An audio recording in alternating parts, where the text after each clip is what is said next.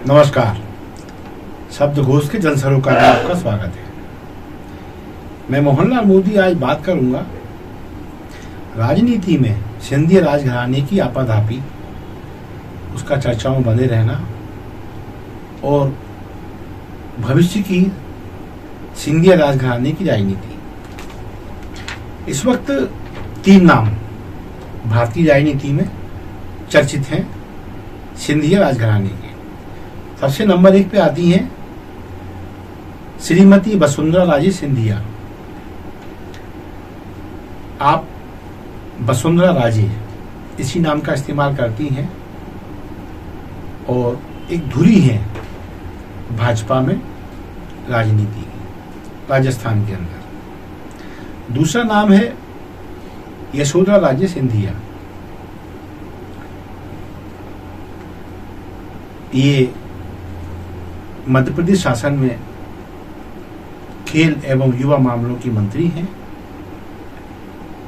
और काफी reserve nature के लिए जानी जाती है। तीसरा नाम है ज्योतिरादित्य सिंधिया। केंद्रीय में मंत्री हैं और मध्य प्रदेश में भाजपा की सरकार उनकी वजह से ऐसा खुद मुख्यमंत्री शिवराज सिंह चौहान और प्रधानमंत्री नरेंद्र मोदी मानते हैं। भविष्य में मुख्यमंत्री बन सकते हैं, इस बात की संभावना बनी हुई है। इस प्रकार ये तीनों सिंधियाज चर्चाओं में हैं। कुछ और कारण।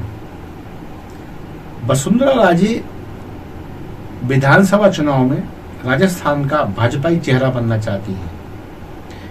वो ये संकेत चाहती हैं कि यदि भाजपा बहुमत पाती है तो सरकार वसुंधरा की बनेगी, लेकिन अभी वो उस लक्ष्य में कामयाब नहीं है। यशोधरा जी इसलिए चर्चाओं में है कि उन्होंने अभी हाल ही में, बल्कि हाल ही में नहीं, ये लंबा प्रोसेस है, शायद अगस्त के महीने से लेकर अभी तक वो कई बार नेतृत्व को ये बता चुकी हैं कि वो अब विधानसभा चुनाव लड़ने नहीं जा रही है शिवपुरी से। ये कहा जा रहा है कि वो बहुत पहले से अपनी इच्छा बता चुकी थी, लेकिन पब्लिक में ये बात अभी, बस अभी कुछ दिनों में आई है कि वो चुनाव नहीं लड़ने जा रही, इसलिए चर्चाओं में। और ज्योतिरादित्य को लेके बस यही कि उनके साथ कब क्या हो जाए, कुछ समझ नहीं पा रहा जनमानस, क्योंकि एक और उनके अंदर सीएम मटेरियल देखा जा रहा है। केंद्र और भाजपा आला कमान की उनके साथ में एक सद्भावना है, लेकिन ग्वालियर चंबल संभाग दांव पर है। कांग्रेस का पूरा फोकस वहीं है, लिहाजा देखा जा रहा है राजनीति का ऊंट किस करवट बैठता है। शुरुआत करते हैं वसुंधरा से। जैसा मैंने पहले ही कहा, वसुंधरा चाहती है कि मुझे आप चेहरा बना दीजिए राजस्थान भाजपा का, लेकिन पार्टी को नहीं बना रही। बहुत क्लियर, वहां चेहरा हो गए अब नरेंद्र मोदी, कमल का फूल, बस खत्म खेल। क्यों है ऐसा? पार्टी की जो ऑनलाइन नीति है या जो औपचारिक उसकी गाइडलाइन है, वो ये कहती है कि चेहरा विशेष होने से एक दूसरा गुट या तीसरा गुट जो होता है वो कहीं ना कहीं अंदरूनी रूप से खिलाफत शुरू कर देता है, तो पार्टी को नुकसान होता है। लिहाजा सारे चेहरे खत्म, वसुंधरा जी भी नहीं और अन्य भी नहीं, और कमल का फूल और नरेंद्र मोदी, बस खत्म। एक और कारण देखा जाता है वसुंधरा जी को चेहरा ना बनाने का, क्योंकि ऐसा तो है नहीं भाजपा चेहरे बता नहीं रही है, बना नहीं रही है। वो जब उसे लगता है उचित तो बनाती भी है, बताती भी है। वसुंधरा जी को लेके एक प्रतिकूलता है। जब 2020 में बड़ा संक्रमण काल चल रहा था राजनीतिक स्तर पर, मध्य प्रदेश में भी और राजस्थान में भी। बहुत क्लियर था कि कभी भी मध्य प्रदेश और राजस्थान में कांग्रेसी टूटन के चलते भाजपा सरकार स्थापित होने जा रही है। मध्य प्रदेश में तो हो गई सिंधिया के सहयोग से, लेकिन राजस्थान में सचिन पायलट को भाजपा नहीं तोड़ पाई, या सचिन पायलट को कुछ अनुकूलताओं में कमी दिखाई दी। इसके पीछे कारण बताए जाते हैं कि वसुंधरा राजे नहीं चाहती थी कि सचिन पायलट हीरो बने, क्योंकि सचिन पायलट हीरो बनते तो उस वक्त चेहरा वही होते राजस्थान के, संभव है मुख्यमंत्री बन जाते, और यदि मुख्यमंत्री बनते तो अगला चुनाव भी उनके नेतृत्व में ही होता, या फिर मध्य प्रदेश की तरह राजस्थान में भी सरकार किसी भाजपा नेता के नेतृत्व में बन जाती, जैसे यहां शिवराज जी के नेतृत्व में बन गई, तब भी ये बूझ तो रहता कि सरकार किसने बनवाई, सचिन पायलट ने। तो हीरो कौन, सचिन पायलट, सुप्रीमो कौन, सचिन पायलट। ये वसुंधरा नहीं चाहती थी, और बहुत भरोसेमंद सूत्र बताते हैं यही कारण है वसुंधरा जी ने उस वक्त अशोक गहलोत का साथ दिया अंदरूनी तौर पर, ताकि सचिन पायलट टूट के यहां ना आ पाए और उनके लिए नई चुनौती पैदा ना हो। बस इतना सा था, और मध्य प्रदेश में सब भाजपा आ गई, लेकिन राजस्थान में भाजपा नहीं आ पाई। एक कारण ये बताया जाता है कि अब केंद्रीय आला कमान किसी भी रूप में वसुंधरा जी को उनकी शर्तों पर राजनीति नहीं करने देगा। अब उन्हें भाजपा के रीति नीति अनुसार ही चलना पड़ेगा। अब आती है बात यशोधरा जी की। गौर से देखा जाए तो मध्य प्रदेश भाजपा में, बल्कि मैं तो कहूंगा कि उत्तर भारत में स्वर्गीय राजमाता विजयाराजे सिंधिया की जो असली वारिस हैं भाजपा में, वो यशोधरा जी सिंधिया ही है। क्योंकि राजमाता साहब के जीवित रहते ही वे उनके क्षेत्र को कमांड देने लगी थी। ये बात अलग है कि उस वक्त के अम्मा साहब के सिपाही सालार सरदार संभागी राव आंग्रे उनके हर कदम में रोड़ा पैदा करते थे। तो एक तो समय था यशोदा जी के स्थापित होने का, तब आंग्रे नाम का एक रोड़ा उनको बाधित करता रहा, और इसी बीच अम्मा साहब चल बसी।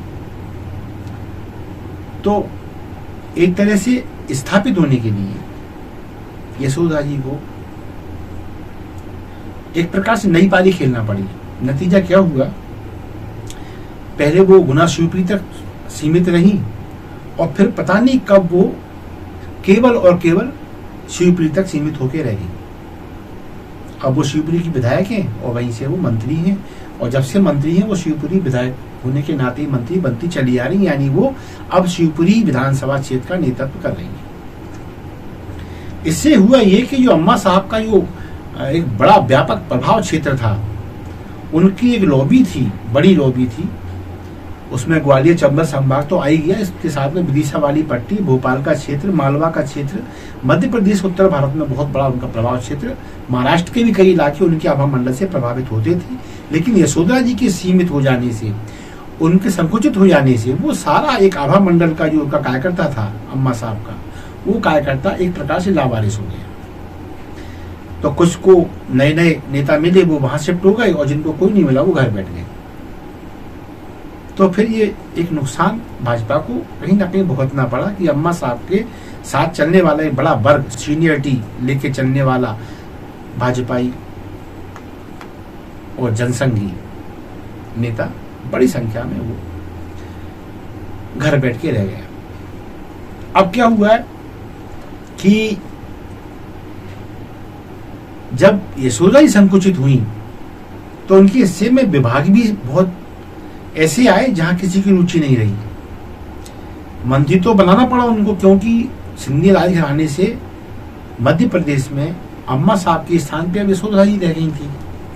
तो मंत्री पद भी देना था और वो काफी मेहनत भी करती थी वो, लेकिन विभाग वैसा नहीं मिला जैसा उनको मिलना चाहिए था। लिहाजा कई बार उनको कैबिनेट बैठकों में आक्रामक होते भी देखा गया मुख्यमंत्री की मौजूदगी में। ये शायद इसी कारण रहा कि वो, ये बात सही है, वो मीडिया में ज्यादा नहीं रहती, बयानबाजी में उनकी बहुत ज्यादा रुचि नहीं रहती, लेकिन काम के प्रति उनका फोकस गजब का रहता है। यही शायद यही कारण है कि अपने पूरे मंत्रिमंडल में शायद एक मंत्री मात्र ऐसी हैं जिनको शिवराज सिंह मैडम के बुलाते हैं, मैडम, उनका नाम नहीं लेते, मैडम कहते हैं सम्मान से। लेकिन अब जब ज्योतिरादित्य यहां आए हैं और जो उनको भाव मिल रहा है यहां, उसको लेके अब यशोदा जी ने अपने को 2 कदम पीछे हटाने का निर्णय लिया है। ये एक राजनीतिक विश्लेषण कहता है। हालांकि वो कह रही है कि वो अस्वस्थ रहती हैं या स्वास्थ्य संबंधी कुछ कारण ऐसे कि वो विश्राम चाहती हैं। उन्होंने ये नहीं कहा मैं राजनीति छोड़ रही हूँ, चुनाव नहीं लड़ूंगी, अभी वो चुनाव नहीं लड़ेंगी, ये उन्होंने कहा है, यानी विधानसभा में वो नहीं लड़ देंगी। तो फिर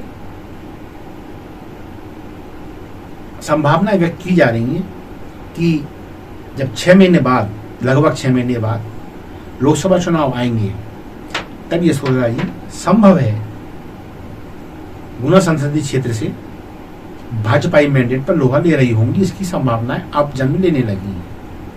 यानी उन्होंने अपने भतीजे के लिए मैदान खुला छोड़ दिया है। शायद शिवपुरी विधानसभा क्षेत्र ज्योतिरादित्य सिंधिया के लिए अगला मैदान हो सकता है विधानसभा चुनाव में, क्योंकि जब बड़े बड़े दिग्गज आ रहे हैं, नरेंद्र सिंह तोमर, कैलाश विजयवर्गीय, भगत सिंह कुलस्ते और एक और मंत्री प्रहलाद पटेल, सांसद तो बहुत सारे आ गए हैं, तो फिर सिंधिया जी भी कहीं ना कहीं से, और फिर ये सब सीएम मटेरियल हैं, खासकर नरेंद्र सिंह तोमर, प्रहलाद पटेल, और ये भी मटेरियल सीएम का जब तलाशा जाता है तो ज्योतिरादित्य सिंधिया प्राथमिकता में रहती है। तो फिर संभव है शिवपुरी से उनको लिए यशोदा जी ने सीट छोड़ दी है। अब आते हैं ज्योतिरादित्य सिंधिया पर। जाहिर सीएम मटेरियल है, सरकार उनने बनवाई थी और आगे शिवराज सिंह जी को केंद्र में ले जाने का भाजपा आला कमान का इरादा स्पष्ट नजर आ रहा है। इस बार कहीं पे भी शिवराज जी सीएम होंगे या शिवराज जी के नेतृत्व में चुनाव लड़ा जा रहा है, ऐसा कोई संकेत भाजपा में नहीं दिख रहा है। इसका मतलब शिवराज जी केंद्र में जाने को तैयार रहे, ऐसे संकेत मिल रहे हैं। यदि सरकार बनी तो एक चेहरा ज्योतिरादित्य सिंधिया भी हो सकते हैं।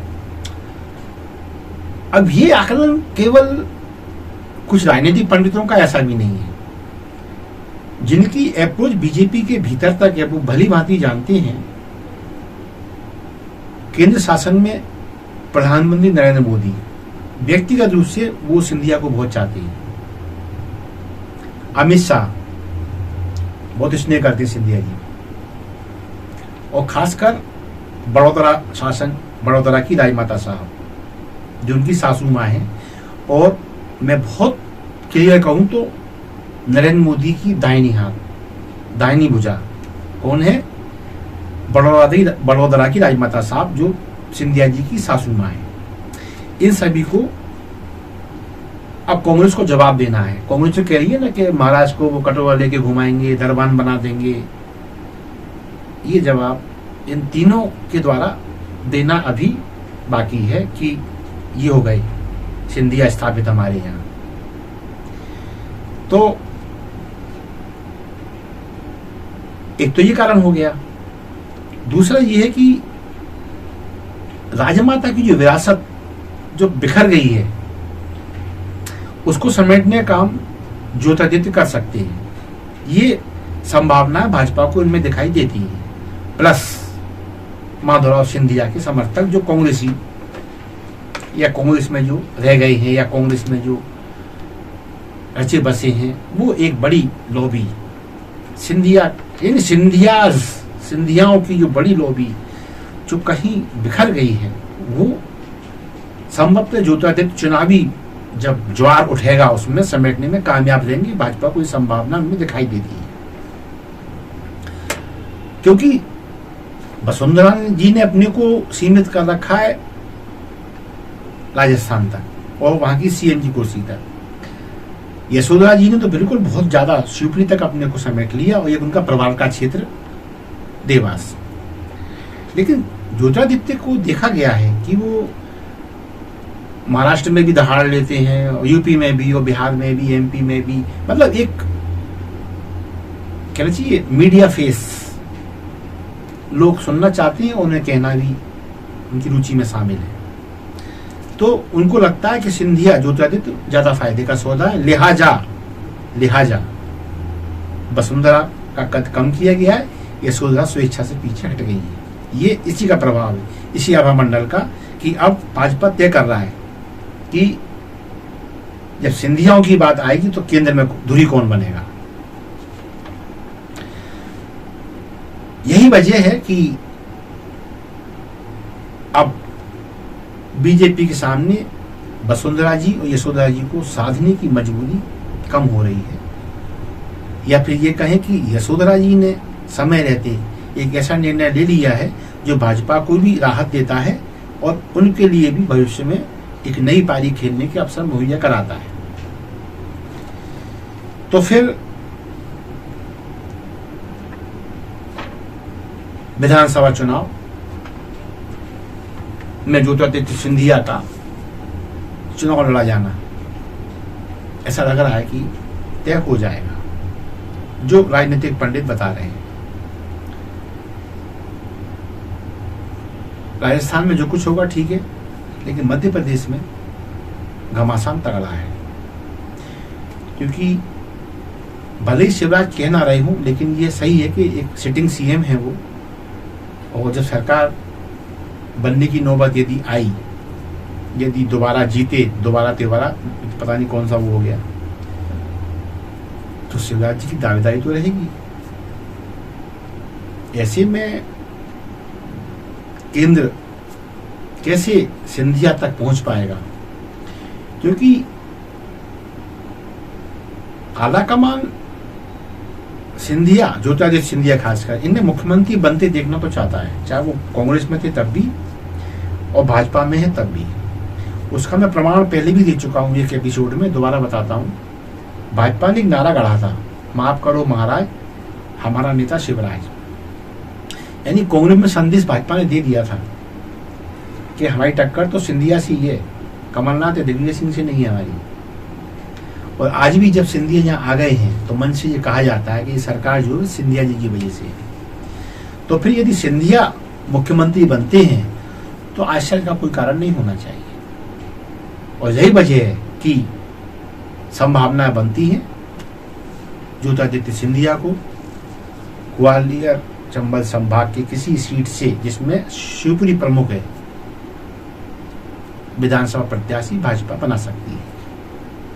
यदि ऐसा होता है तो निसंदेह मुख्यमंत्री का ये एक प्रमुख चेहरा मध्य प्रदेश के मतदाताओं को मिलने जा रहा है। बस इसी संकेत के साथ, संभावना के साथ मैं मोहनलाल मोदी आज की बात को विराम दूंगा, फिर किसी नए मुद्दे के साथ आपके सामने आऊंगा। तब तक आज्ञा दीजिए। नमस्कार, जय हिंद।